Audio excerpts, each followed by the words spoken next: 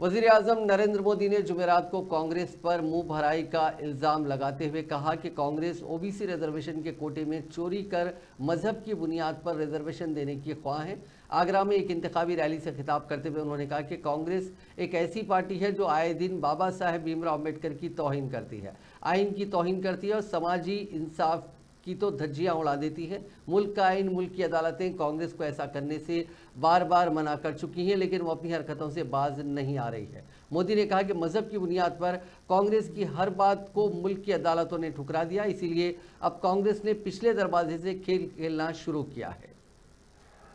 साथियों, जब एक के बाद एक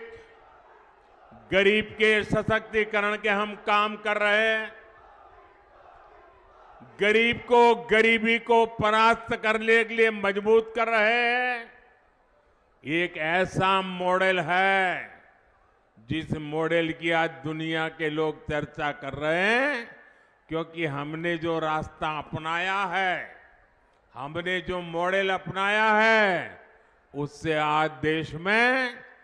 25 करोड़ देशवासी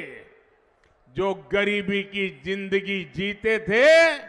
वो गरीबी से बाहर निकले हैं।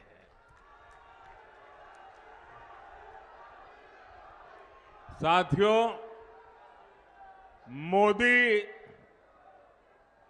हमारे देश में हमने तुष्टीकरण की राजनीति बहुत देखी है। तुष्टीकरण की राजनीति ने के देश को टुकड़े टुकड़ों में बांट के रख दिया है। तुष्टीकरण की राजनीति ने